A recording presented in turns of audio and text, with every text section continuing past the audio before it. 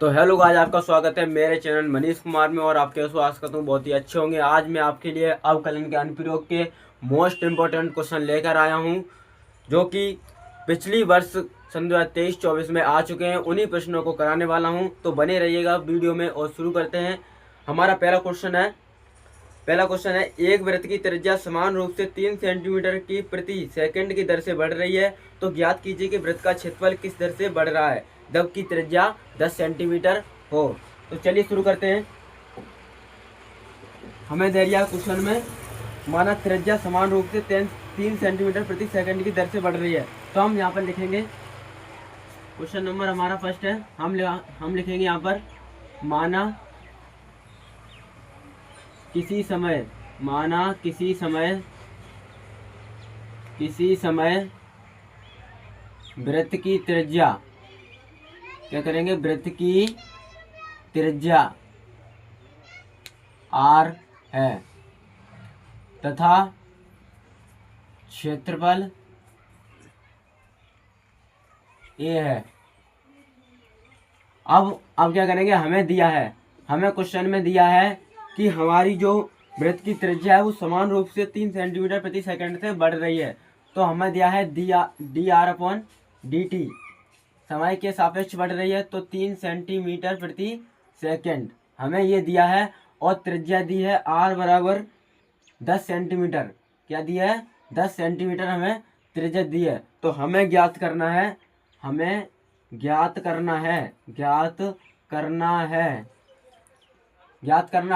dA/dt, हमें क्षेत्रफल ज्ञात करना है।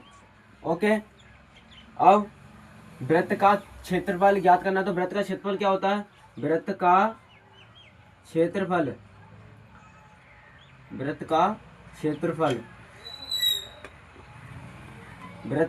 का सूत्र होता है पाई आर स्क्वायर।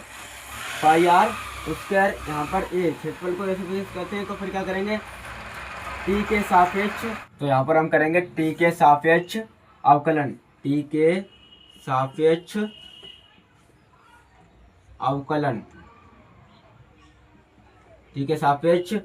करेंगे। तो यहाँ पर क्या होगा, dA/dt बराबर पाई इंटू 2r। r का दोबारा करेंगे तो dr/dt। ओके, अब dA/dt बराबर पाई इंटू 2r। हमें dr/dt का मान दिया है 3 सेंटीमीटर इंटू 3 सेंटीमीटर। तो dA/dt बराबर क्या आएगा, dA/dt बराबर आएगा पाई इंटू 6r। तो dA/dt बराबर पाई इंटू 6r का मान दिया है 10 सेंटीमीटर। तो यहाँ पर आएगा dA/dt बराबर 60 पाई सेंटीमीटर प्रति सेकंड, सेंटीमीटर क्यूब प्रति सेकंड। यही हो जाएगा इसका final answer. Okay, next question की ओर बढ़ेंगे। तो नेक्स्ट क्वेश्चन है हमारा,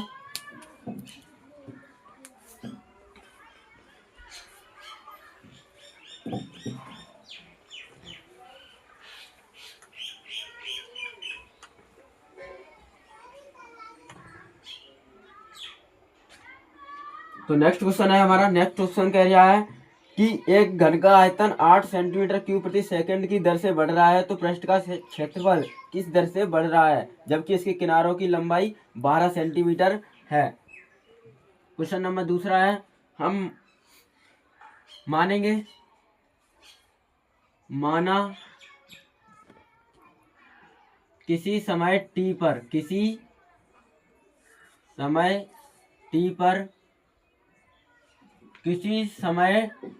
पर घन के कोर की लंबाई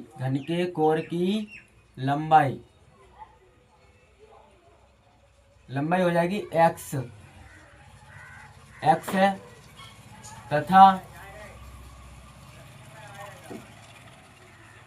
तथा घन का आयतन क्या पूछ रहा है, क्वेश्चन में पूछ रहा है कि घन पृष्ठ क्षेत्रफल किस दर से बढ़ रहा है। तो घन की लंबाई x और घन का आयतन तथा घन का आयतन भी है। तब हमें क्या दे दिया है, हमें क्वेश्चन में दे दिया है कि घन का आयतन 8 सेंटीमीटर क्यूब प्रति सेकंड की दर से बढ़ रहा है। तो हमें दिया है, यहाँ पर लिखेंगे दिया है मतलब dv अपॉन dt बराबर दिया है 8 सेंटीमीटर क्यूब प्रति सेकंड दिया है, और x बराबर दिया है हमें 12 सेंटीमीटर, और हमें ज्ञात करना है पृष्ठीय क्षेत्रफल मतलब ds अपॉन dt। यहाँ पर हमें ज्ञात करना है, ये हमें ज्ञात करना है। अब हम सूत्र लाएं घन के आयतन का। घन का आयतन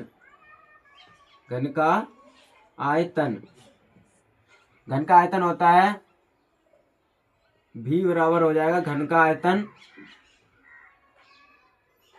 भुजा q। क्या हो जाएगा, भुजा q। तो भुजा है हमारी x, तो x q। यहाँ पर करेंगे हम t के सापेक्ष अवकलन, t के सापेक्ष हम करेंगे अवकलन। तो dv अपॉन dt और बराबर आ जाएगा 3x स्क्वायर, और फिर x का करेंगे तो dx अपॉन dt। इसकी वैल्यू हमें यहाँ दी है 8 सेंटीमीटर, 8 बराबर 3x स्क्वायर और dx upon dt। Okay, dx upon dt का मान निकालेंगे, dx अपॉन dt बराबर आ जाएगा 8 upon 3x square. dx upon dt का मान निकालने के बाद चलते आगे। अब मुझे निकालना है घन का पृष्ठीय क्षेत्रफल, तो यहाँ पर लिखेंगे घन का पृष्ठीय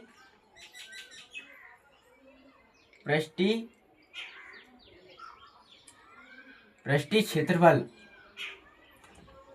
पृष्ठीय क्षेत्रफल का सूत्र होता है 6 इंटू भुजा वर्ग।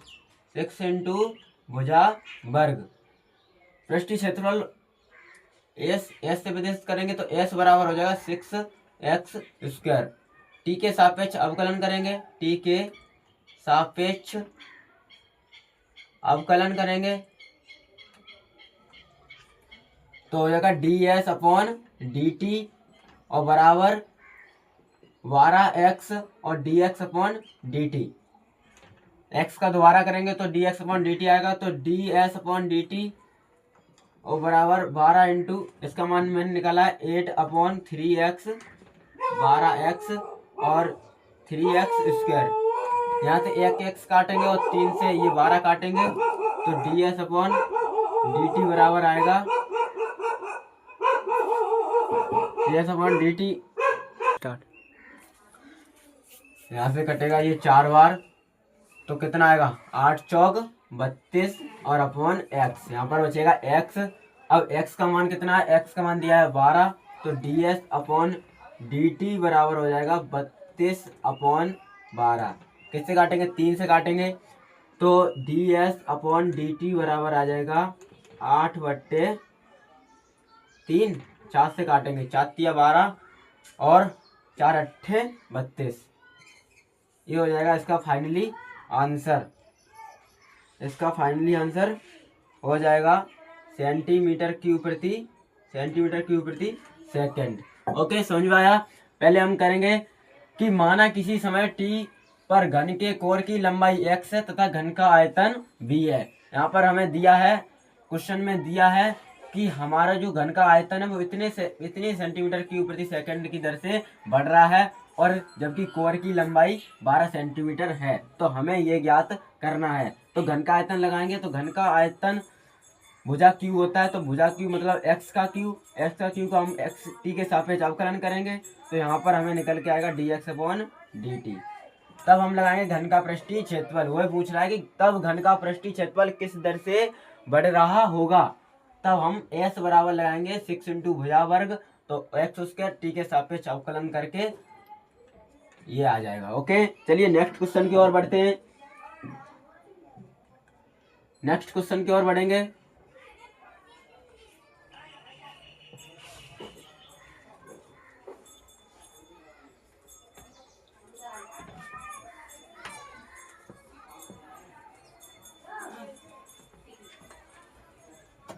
तो नेक्स्ट क्वेश्चन हमारा कह रहा है कि एक गुब्बारा जो सदैव गोलाकार रहता है, एक गुब्बारा जो सदैव गोलाकार रहता है, एक पंप द्वारा 900 सेंटीमीटर क्यूब गैस प्रति सेकंड भरकर फुलाया जाता है, तो गुब्बारे की त्रिज्या में परिवर्तन की दर ज्ञात कीजिए, और जबकि त्रिज्या 15 सेंटीमीटर है। चलिए करते हैं। देखिए, हमें पहले दिया है, हमें लिखना है माना, क्वेश्चन नंबर है 3 हमारा, माना किसी समय t पर, किसी समय t पर गुब्बारे की त्रिज्या, गुब्बारे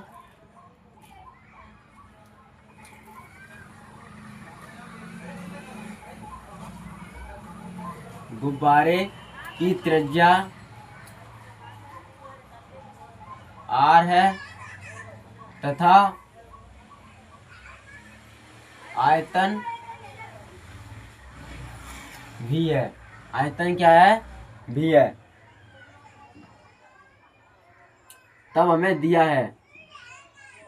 है कि 900 सेंटीमीटर की प्रति दर से, मतलब 900 सेंटीमीटर क्यूब की प्रति दर से, मतलब प्रति सेकंड की दर से बढ़ रहा है। तो हमें दिया है आयतन, आयतन ही तो बढ़ेगा।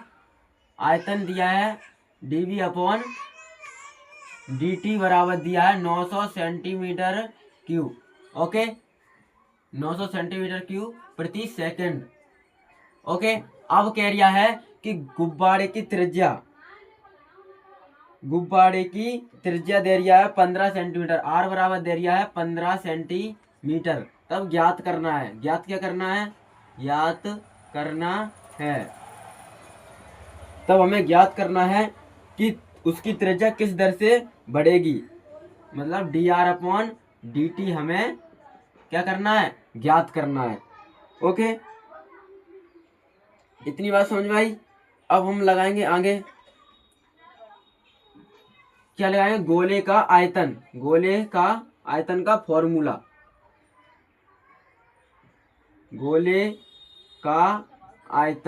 गोले के आयतन का फॉर्मूला क्या होता है?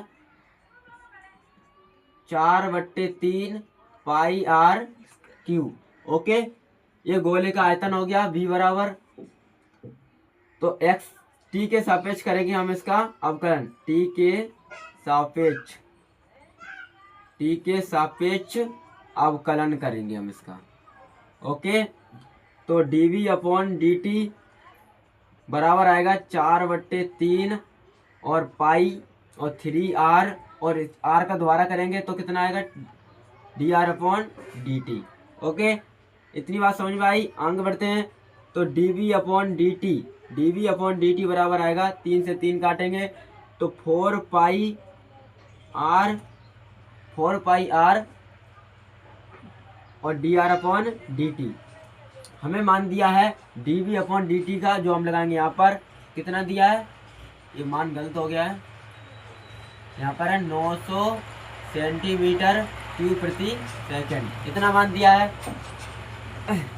चलिए लगाते हैं। 900 बराबर 4 पाई r और dr अपॉन dt, इतना समझ में आ गया होगा।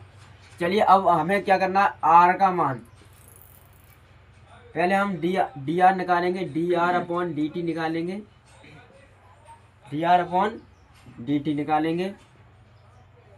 यहाँ पर निकालते हैं, dr अपॉन dt निकालते हैं तो क्या आएगा मान? 900 अपॉन 4 पाई r। ओके, वैल्यू लगाएंगे हम यहाँ पर, dr अपॉन dt बराबर 900 बट्टे 4 पाई और इंटू यहाँ पर स्क्वायर आएगा, स्क्वायर तो यहाँ पर होगा 15 का वर्ग। Okay, D R upon D T बराबर 900 अपॉन 4 पाई 225, 225 का इसमें गुणा करेंगे, D R upon D T 900 और इसमें गुणा करेंगे तो यह 900 पाई। ओके, 9 से 9 से काट देंगे तो आएगा यहाँ पर D R upon D T बराबर 1 अपॉन पाई सेंटीमीटर प्रति सेकंड, सेंटीमीटर स्क्वायर प्रति सेकंड। ओके, यही हो जाएगा इसका फाइनल आंसर।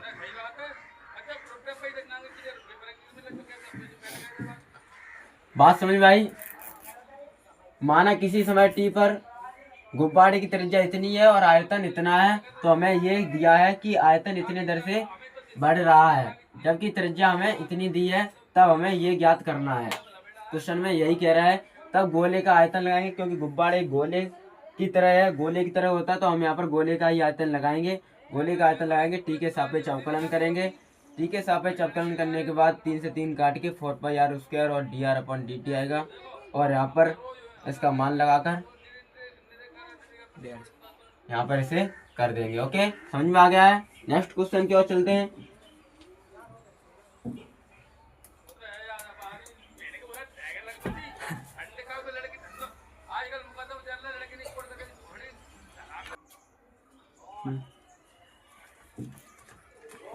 सवाल समझ में आ गया है? नेक्स्ट क्वेश्चन की ओर चलेंगे हम।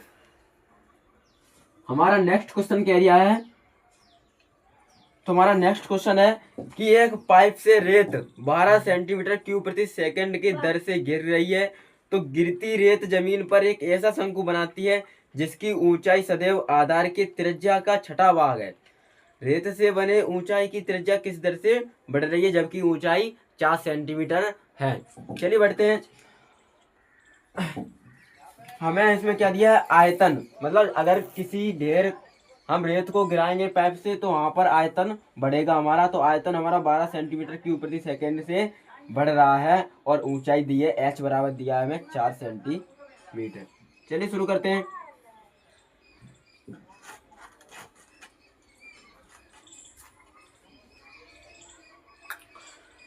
लिखेंगे क्वेश्चन नंबर 4। माना किसी समय टी पर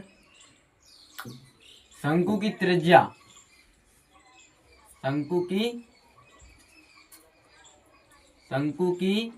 त्रिज्या r है तथा ऊंचाई h है। ओके, और आयतन v है। इतनी चीज आपको लिखने के बाद अब आपको ये लिखना है सेकंड स्टेप में कि दिया क्या है। क्वेश्चन में दिया है तो हमें दिया है कि आयतन dv अपॉन dt है, वो दिया है। चाचा फोन में क्या होगा? दिया है कि 12 सेंटीमीटर क्यूब प्रति सेकंड की दर से बढ़ रहा है। तब ये कह रहा है कि जो हमारी जिसकी ऊंचाई सदैव आधार की त्रिज्या के छठा भाग है, तो जो हमारी ऊंचाई है वो आधार की त्रिज्या का छठा भाग है, ये कह रहा है। पर हमें यहाँ पर h के मान की जरूरत पड़ेगी, तो हम यहाँ पर h का मान निकालेंगे 6h बराबर r के मान की जरूरत पड़ेगी, तो हम ये निकाल लेंगे। अब क्या करेंगे? जो हमें पूछ रहा है ज्ञात करना है, तो हमें ज्ञात करना है कि शंकु की ऊंचाई किस दर से बढ़ रही है। ऊंचाई की बात कर रहा है तो यहाँ पर करना है dh/dt हमें ज्ञात करना है। ओके, इतनी चीज आपको लिख लेने के बाद आपको लिखना है शंकु का आयतन। शंकु का आयतन, शंकु का आयतन, शंकु का आयतन क्या होगा, v बराबर 1/3 पाई r स्क्वायर h, पाई r स्क्वायर h। ओके, पाई r स्क्वायर h। अब यहाँ पर मुझे r का मान निकालना, क्योंकि मुझे चाहिए h में, पूरा h में चाहिए टर्म। तो v बराबर 1/3 पाई r का मान लगाएंगे 6h का वर्ग और इंटू h। तो v बराबर आएगा 1/3 पाई, क्या आएगा 1/3 पाई और 36h square into h into यहाँ पर करेंगे v बराबर 1/3 पाई और 36h क्यू। ओके, यहाँ तक समझ में आया। अब यहाँ से 3 से काटेंगे इसे, तो v बराबर 1/3 पाई, कितने बार कटेगा, 3 एकम 3, 3 दूनी 6 इंटू 12h क्यू। इतनी बात समझ में आई। 3 से ये काट दिया है, इतनी आई बात समझ में। अब बढ़ते हैं आगे, क्या करेंगे अब t के सापेक्ष, अब करेंगे t के सापेक्ष अवकलन, t के सापेक्ष अवकलन, अवकलन। ओके, तो dv/dt यही तो आएगा, dv/dt बराबर पाई और 12 48h स्क्वायर। ओके, करेंगे dv/dt का मान दिया है 12 बराबर पाई, 12 पाई 48h स्क्वायर। यहाँ पर दोबारा होगा तो dh/dt आएगा। ओके, यही आएगा, यही आएगा ना।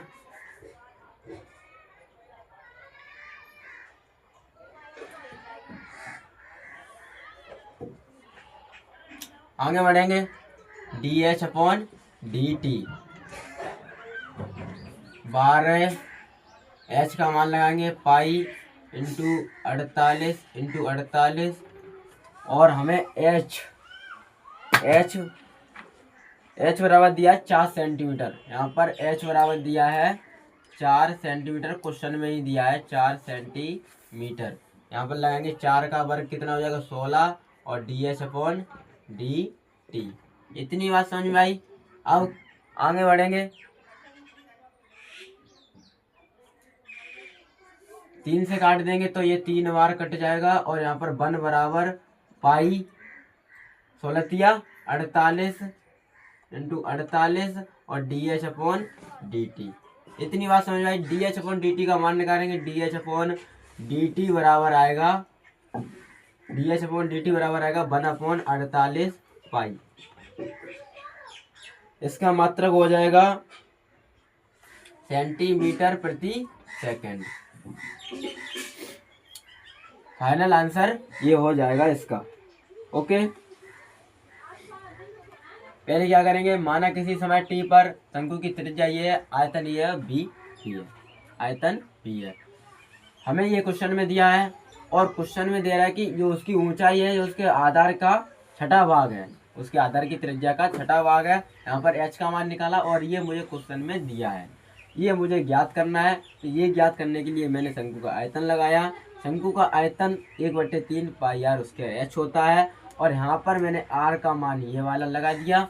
ये मान लगाने के बाद 36h स्क्वायर और इंटू h और 1/3 पाई और 36h क्यूब। v बराबर यहाँ से काटने के बाद 12h क्यू बचा, टी के सापेक्ष अवकलन किया और काट पीट के ये आ गया।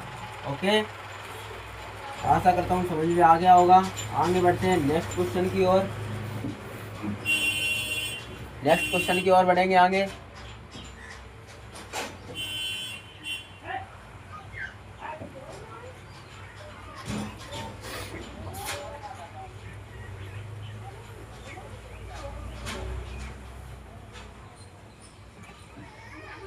हमारा नेक्स्ट क्वेश्चन है, छोटा ही क्वेश्चन है, ज्यादा बड़ा नहीं है, 1 नंबर वाला। हाँ, 1 नंबर वाला।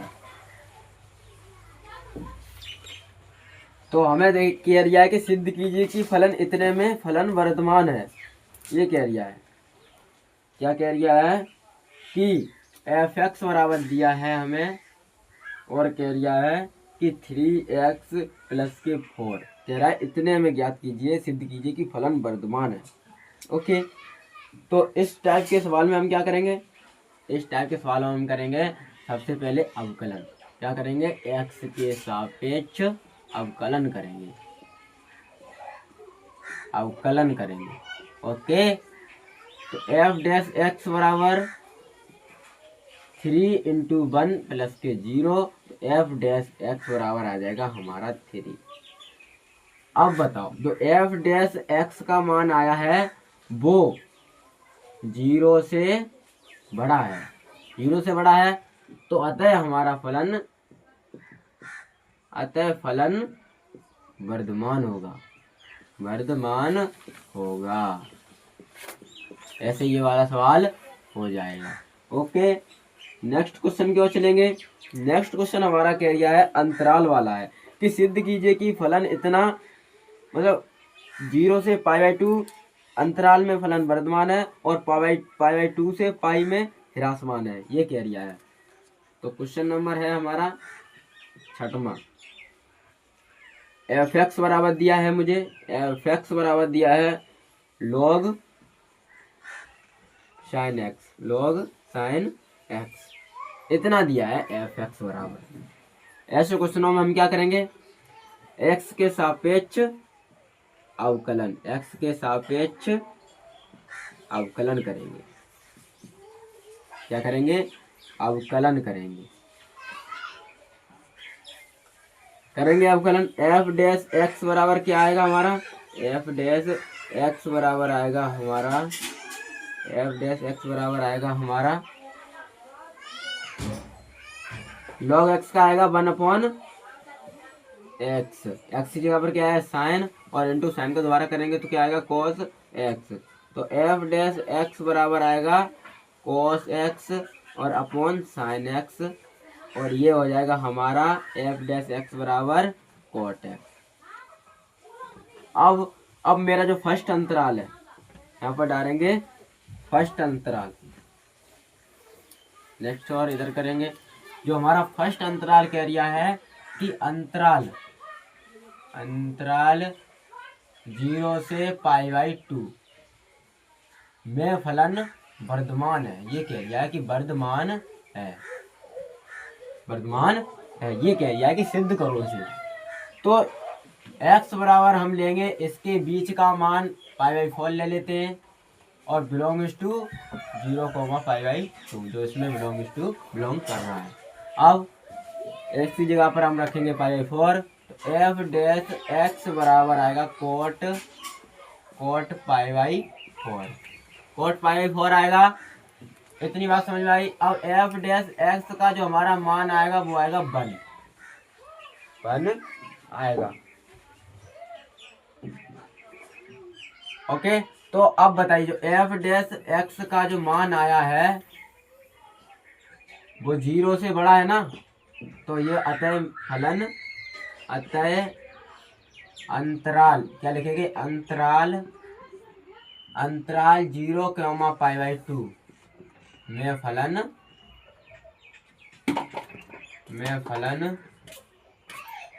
कैसा होगा, वर्धमान होगा, वर्धमान होगा। इतनी बात समझ में आ गई। आगे बढ़ते हैं। अब दूसरे अंतराल में कह दिया है कि अंतराल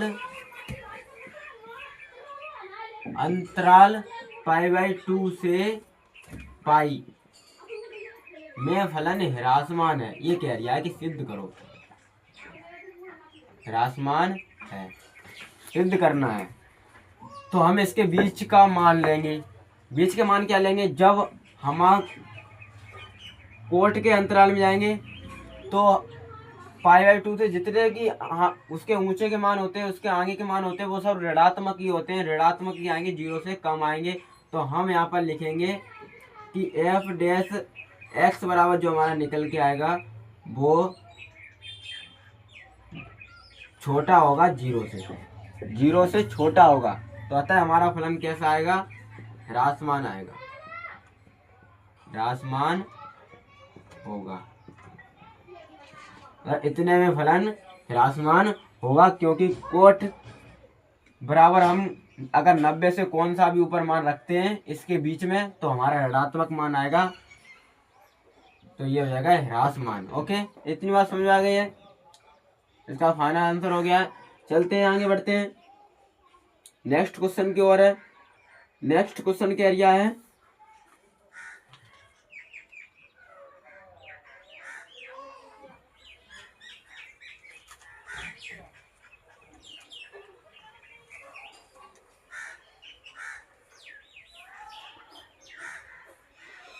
नेक्स्ट क्वेश्चन कह रहा है ए का न्यूनतम मान ज्ञात कीजिए जिसके लिए अंतराल 1,2 में f(x) बराबर x² प्लस ax प्लस 1 से प्रदत्त फलन वर्धमान है।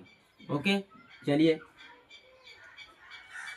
चलिए शुरू करते हैं क्वेश्चन को। हमें f(x) बराबर दिया है। f(x) बराबर क्या दिया है? x² प्लस के ax और प्लस के 1।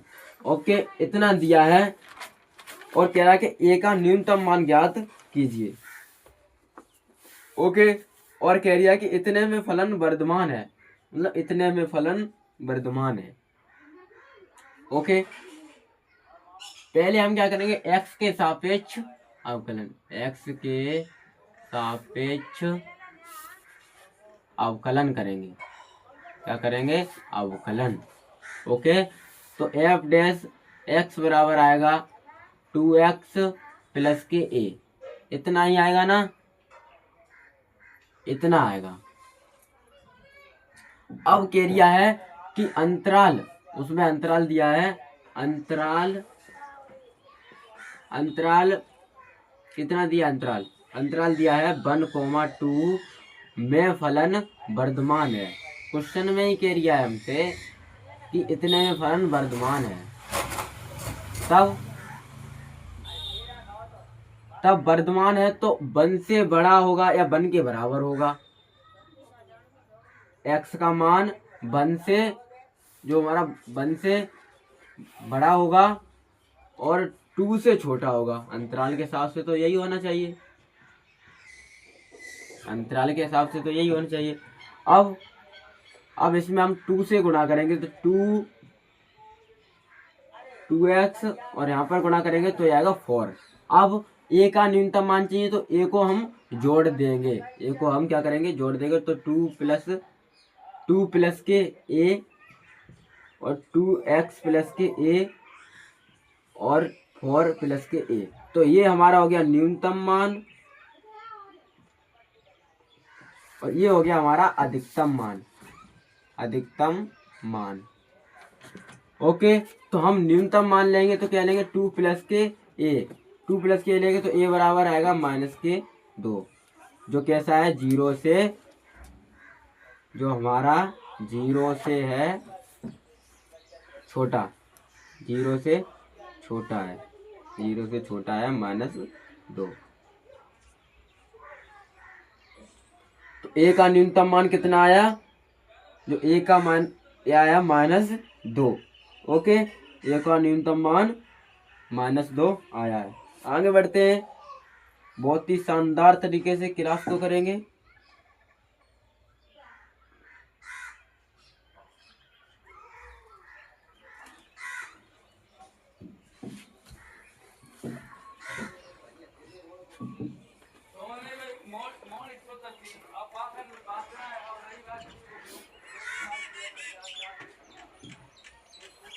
क्वेश्चन है हमारा, क्वेश्चन कह दिया है, हमें दिया है एफ एक्स बराबर दिया है, कितना दिया है कि एक्स स्क्वायर माइनस 4x और प्लस के 6 इतना दिया। कह दिया है कि अंतराल ज्ञात कीजिए कि इतने में प्रदत्त फलन एफ ए वर्धमान है और बी ह्रासमान है, मतलब फर्स्ट में वर्धमान और सेकंड में ह्रासमान है। ओके, चलिए पहले हम करेंगे एफ डैश एक्स, मतलब प्रवणता निकालेंगे और प्रवणता निकालने के बाद एक्स का मान निकालेंगे जो कि हमें न्यूनतम मान चाहिए होगा। ओके, चलिए शुरू करते हैं। एक्स के सापेक्ष अवकलन,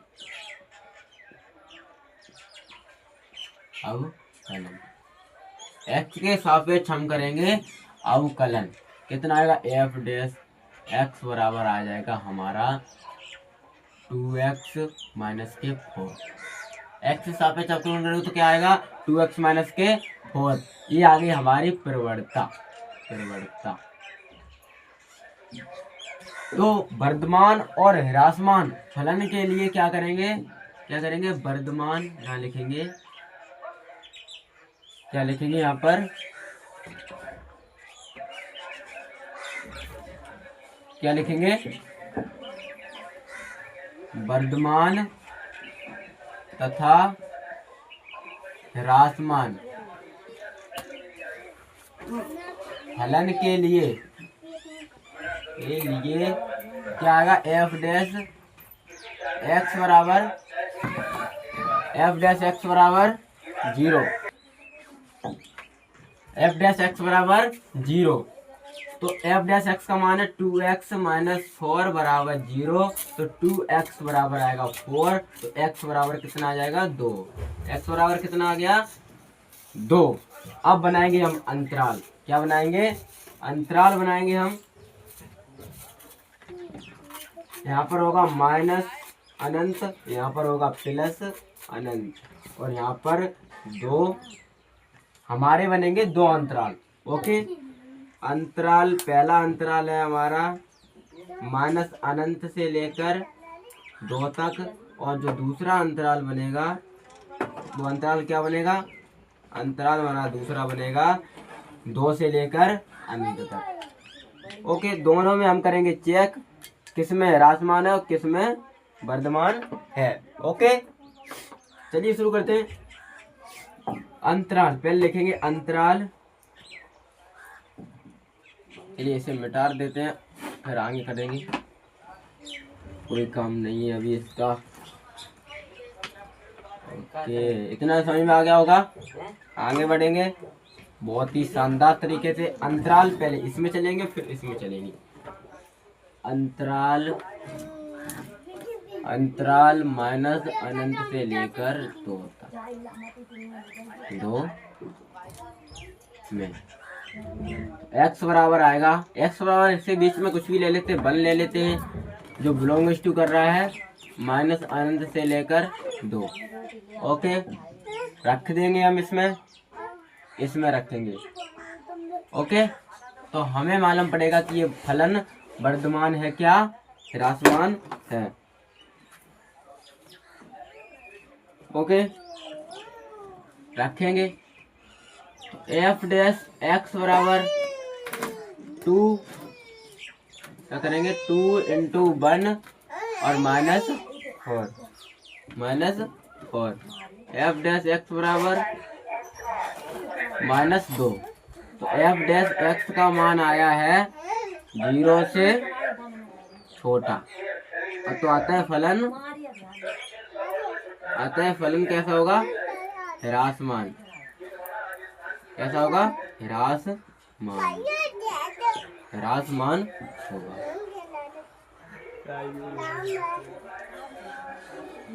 अतः अंतराल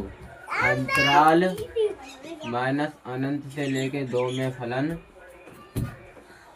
कैसा होगा, ह्रासमान होगा। अंतराल सेकंड में चलेंगे अब, अंतराल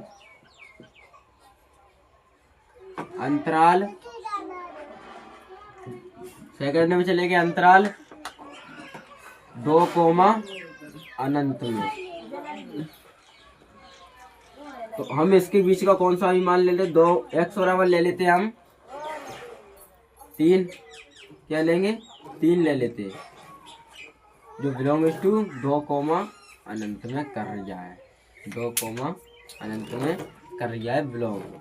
रखेंगे एफ डैश एक्स बराबर 2 इंटू 3 माइनस 4, तो एफ डैश एक्स बराबर आएगा 6 माइनस 4, तो एफ डैश एक्स बराबर आ जाएगा मान 2। देखिए ये तो 0 से बड़ा है ना, ये तो 0 से बड़ा है, ये तो 0 से बड़ा है, 0 से बड़ा है एफ डैश एक्स का मान।